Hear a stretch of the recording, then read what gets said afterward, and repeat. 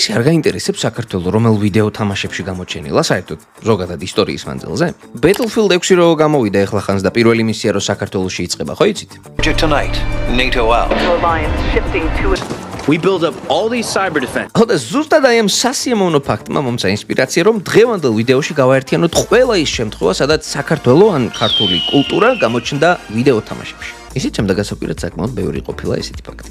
სანამ ჩამონათვალზე გადავალთ, მე მინდა სიამაყრით გაცნობოთ, რომ ჩვენი ვიდეო სპონსორია Kingston, ჩვენი ერთგული Kingston, რომელმაც გამომიგზავნა ფლეშ მეხსიერების ბარათი და ესეთი საოცარი SSD 1 ტერაბაიტიანი, რომელიც იდეალური ვარიანტია თქვენი PC-ის ბიუჯეტურად დააპგრეიდებისთვის. სხვათა შორის თუ იმ თამაშების გადმოწერაში, რომლებსაც ახლა ჩამოვთვლით ხელს შენი PC გიშლის, SSD-ით მაგ პრობლემას თავისუფლად მოიგوارებთ. მოკლედ, თუ დაგაინტერესებს, ლინკი პროფილის აღწერაშია. პირველად საქართველოს ვიდეო თამაში 2001 წელს გამოშვებულ Tom Clancy's Ghost Recon-ში გამოჩნდა.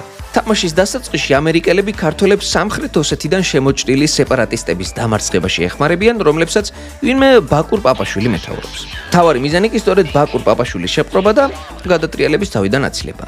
როგორც ჩანს, Tom Clancy საქართველოსი ძალიან იყო გატაცებული და მისი ავტორობით მეორე წელს გამოსულ Splinter Cell-შიც მთავარი ბოროტმოქმედი ქართველი პოლიტიკური ლიდერი კომბაინ ნიკოლაძეა. ხო, კომბაინი რატო დაარქვეს? არც მე არ ვიცი და ალბათ არც თქვენ.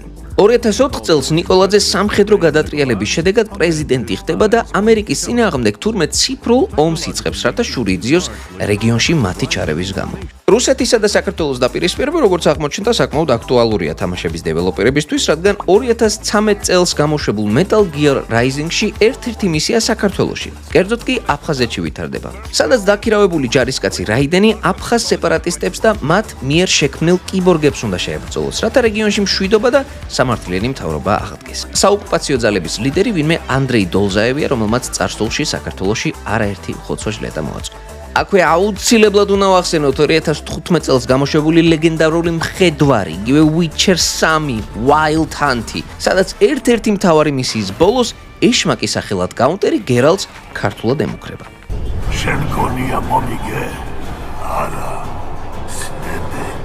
ცივილიზაცია 6 2016 წელს გამოსული სტრატეგია, რომელიც სხვადასხვა ცივილიზაციების შექმნის და განვითარების შესაძლებლობას გვაძლევს. აი 2018 წლიდან კი უკვე შეგიძლია ამ თამაში ქართული ცივილიზაცია აირჩიო, რომელსაც სათავეში არც მეტი არც ნაკლები თამარ მეფე უდგას.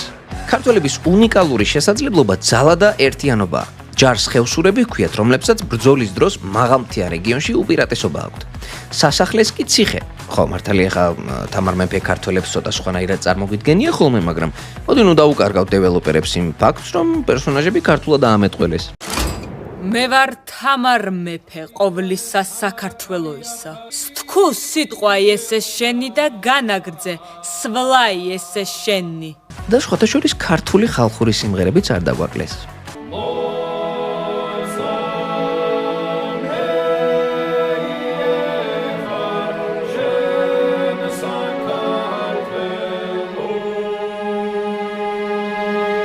Call of Duty-ს Modern Warfare-ის ახალი სერიები არ უნდა გამოგჩეს, იმიტომ რომ 2019 წლიდან მოყოლებული პირველ, მეორე და მესამე თამაშებს საქართველოს გარშემო მინდა გითხრათ, რომ არ ჩაუვლია. ბარკოვის ლაბორატორია, მაკაროვის კრიმინალური ცხოვრება და ჰადირის ტერორისტული აქტები სამწუხაროდ ბედკრულ საქართველოს უკავშირდება. პირველ თამაში მისია ბორჯომში ვითარდება, სადაც ჰადირმა ქიმიური იარაღი დაარიგა და ტერორისტული საფრთხე შექმნა. Modern Warfare 2-ში უშუალოდ მაკაროვის რუსი ტერორისტის ჩიხში მოქცევა და მისი განეიტრალება მთავარი მიზანი. ოპერაცია რუსეთ-საქართველოს საზღვარზე მიმდინარეობს.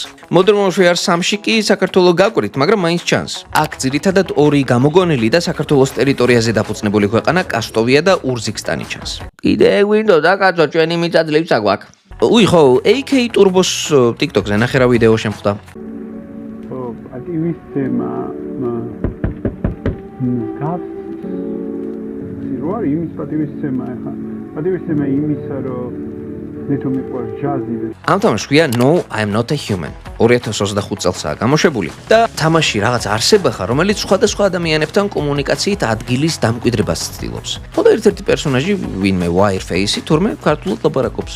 მიყვარს ჯაზი, მაგრამ მე მომწონს Miles Davis და შენ მოგწონს არ ვიცი Coltrane. ხო, მე კი ახლა მაქსიმალურად ვეცადე, რომ ყველა ის ფაქტი შემეგროვებინა, სადაც საქართველოს ახსენეს ვიდეო თამაშებში, მაგრამ ალბათ რაღაც მაინც გამომრჩებოდა. ხო და კომენტარებში თუ შემახსენებთ ასეთ შემთხვევებს, მე ძალიან გამიხარდება. მადლობა Kingston-ს და უი ხო, არტურ მორგანი რო საქართველოს დედაქალაქს ნაღდი თბილისური აქცენტით ამბობს, აი გახსოვთ?